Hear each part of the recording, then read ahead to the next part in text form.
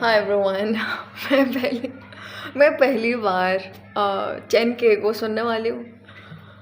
It's exciting but I am a bit nervous, क्योंकि आप जब कभी भी किसी भी चीज़ को पहली बार, किसी इंसान को पहली बार सुनते हो, पहली बार रिएक्ट करते हो, और समवन जो कि who is famous, who has been in the industry for so long, जिन्होंने बहुत सारा काम किया हो, जिनका नाम मशहूर हो, और जो मैं कहने वाली हूँ आपके नज़दीक हो, आपके नज़दीक in terms of I am Pakistani, और पाकिस्तानी रैपर हैं ये, तो इनका काम मैंने कभी उस तरह से नहीं रिएक्ट किया। तो मुझे नहीं पता कि how I will do, how it will go honestly, but like ऐसा करते हैं, मुझ पे बहुत प्रेशर है, उस प्रेशर को हटाते हैं, थोड़ा सा सुनते हैं, लेट्स सी क्या है, सुन के हिसाब लगाते हैं कि क्या क्या चल क्या रहा है। देखो, मैंने रैप इनका ख़ास उस तरह भी नहीं सुना, मुझे नहीं पता, मैं बिल्कुल न्यूट्रल होके आपके साथ शेयर करने लगी हूँ कि हु इज़ चैन के, what he is doing, let's find out. समझो कि कोई बिल्कुल बाहर Malayalam, Malaysia, Indonesia, Sri Lanka, African, Australian, कोई और फॉरेनर है जो कि रिएक्ट करने वाला है, ठीक है, इसको नहीं पता चैन के कौन है। ओके, गाने का नाम है असली हिप हॉप 2.0, तो इसका मतलब है कि असली हिप हॉप एक और भी है। तो दिस इज़ डिस 18+, तो how you listen to it, क्योंकि मेरी सारी ऑडियंस तो 18 से छोटी है। नो, सही है यार। पता है आप लोगों को ना, डिस के साथ 18+ और ऊपर वाली रेंज भी डालनी चाहिए कि 40 से अबव ना सुने, 50 से अबव मत सुने, ज़्यादा ही कोई वाहियात किस्म का गाना है, आपका हार्ट फेल हो सकता है। चलो 3 2 1 गो।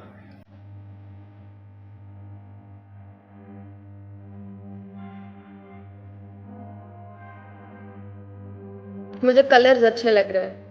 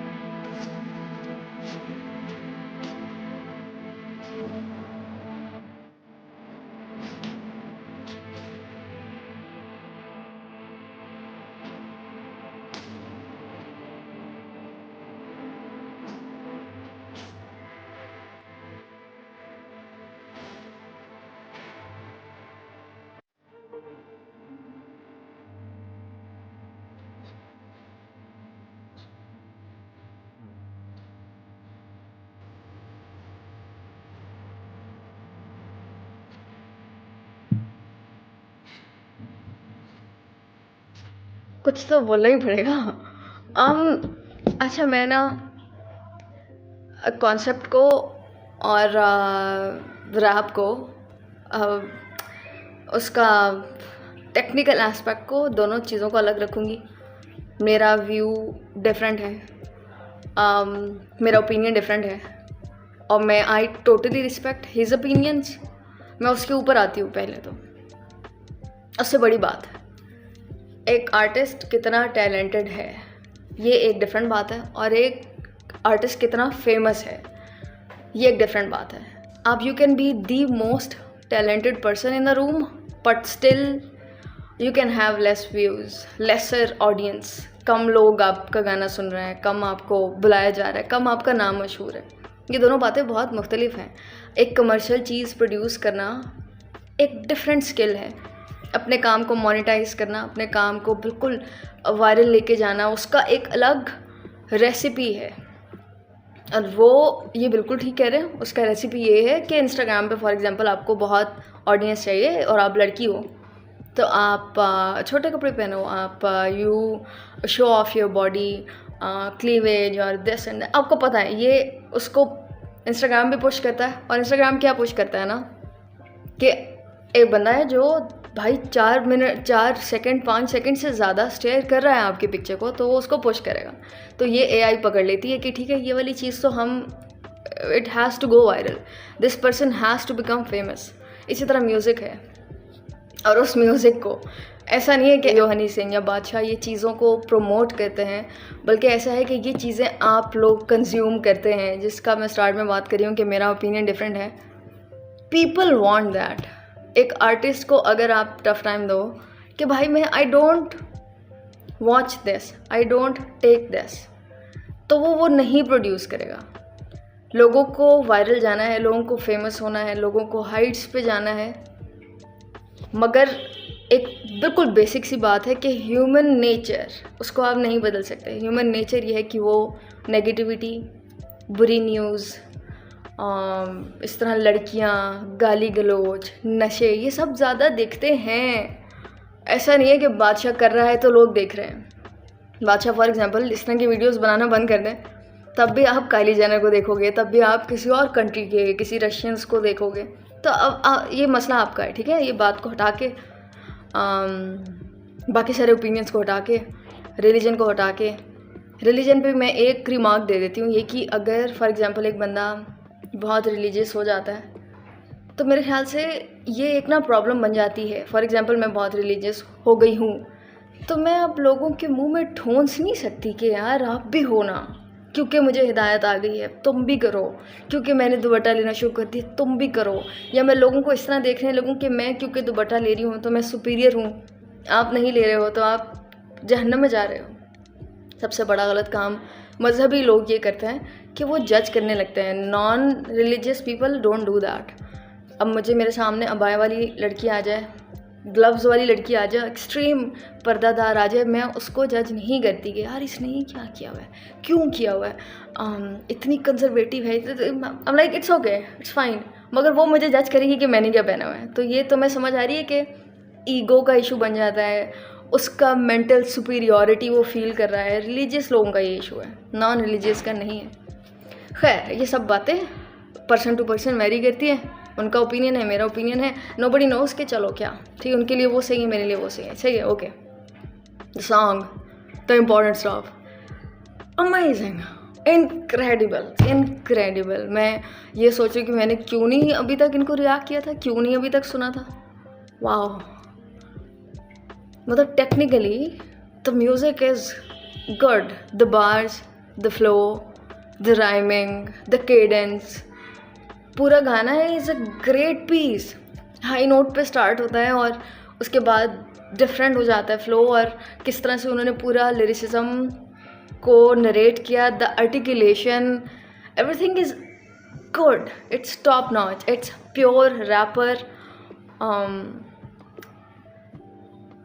what do you call it, it's good criteria, good merit, बहुत अच्छा wrapper. I don't know what I'm saying, at this point I've lost words, like अच्छा रैप, अच्छा गाना, अच्छा अगर मैं करूँ ना कि यार ये किस तरह का गा रहा है, तो अच्छा गा रहा है, कैची गा रहा है, मतलब it's very listenable, it's very good on years.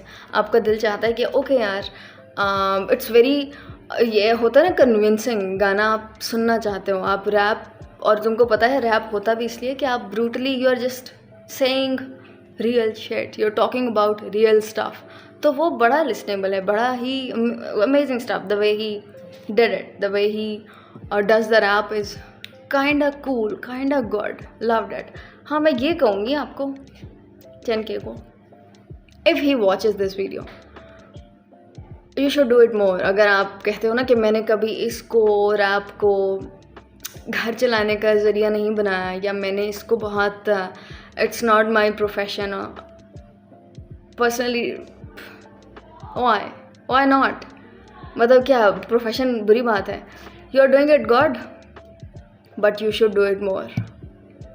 मैं इतना जानती हूँ कि a foolish doer will always outperform a sensible, talented, skillful person. अगर आप डूअर नहीं, मैं क्या करूँ मैं, अगर फॉर एग्जांपल आप चाहते हो ना कि अच्छी बातें करनी चाहिए, रैप को ऐसे होने, तो you should lead the way. आप लीड कैसे करोगे भाई? ज़्यादा गाने बनाओ, मेक मोर म्यूज़िक, ज़्यादा रैप निकालो, पहले एक जगह पे स्टैंड कर लो, ज़्यादा ऑडियंस पकड़ लो, फिर आप उसको चेंज कर सकते हो, कल्चर को बदल सकते हो, सोसाइटी को बदल सकते हो, you will have more impact. अगर आपका भी इम्पैक्ट देखो, आपके गानों के साथ कोई लोग रिलेट कर रहे हैं, 20 लोग, आपको ऐसी पोजीशन पे जाना चाहिए जहाँ पे 200 लोग करें, फिर 2000 लोग करें, फिर 2 लाख लोग करें। और मैं इसी नज़रिए की वजह से कहती हूँ कि मुसलमानों को ज़्यादा चीखना चिल्लाना नहीं चाहिए, क्योंकि वो लीड नहीं कर रहे। पहले तरक्की कर लो, पहले ओलंपिक्स में ऊपर चले जाओ, आर्ट्स में ऊपर चले जाओ, एजुकेशन में ऊपर चले जाओ, पॉलिटिक्स में ऊपर चले जाओ, अपना इकोनॉमी सस्टेन, सब कुछ करो, पहले इधर स्टैंड करो, फिर लोग सुनेंगे, फिर तुम you will be able to mould the laws, you will be able to rule the, जो भी आपके नज़दीक ये यहूदी है, ये क्रिश्चियन है, ये वो है, उनको आप कैसे लीड करोगे भाई? तो तुम ना खुद अभी बहुत नीचे हो, तुमको लोग ठुड्डे मार रहे हैं, ठीक है? तो थोड़ा ऊपर आओ, फिर हम तुम्हारी सुनेंगे। हाँ, अभी मत बोलो। Amazing stuff, good stuff, I loved it, I enjoyed it. मतलब ठीक है, कोई मुझे कह रहा था पिछले दिनों, पता नहीं मैंने किसी रैप को उसको रिएक्ट किया, तो प्लीज़ थोड़ा ना सेंसिबल तो चीज़ों को रिएक्ट किया करो। मैं ना प्लीज़, बड़ी अच्छी शरीफ लड़की हो, ऐसे गाने ना रिएक्ट। भाई तुमने शादी करनी है मुझसे, तो मत बता मुझे। Amazing stuff, good stuff, loved it, rhyming बड़ी सेक थी, आई एन्जॉयड इट। आप लोगों से मिलेंगे फिर से इंशाल्लाह 10K के अगले रिएक्शन पे। तब तक के लिए ख्याल रखो मेरा, subscribe this one, follow me on Instagram @memuna। अब bye, love you, good night, show some love, he deserves it. छोड़ो, आप ये मत लड़ा करो, आपका आर्टिस्ट है, आपके कंट्री का है, मैं ये कहती हूँ you should respect them, you should follow them, you should love them, you should share their videos, listen to their musics. That is all we can do for them, for our country. Or bye. Love you.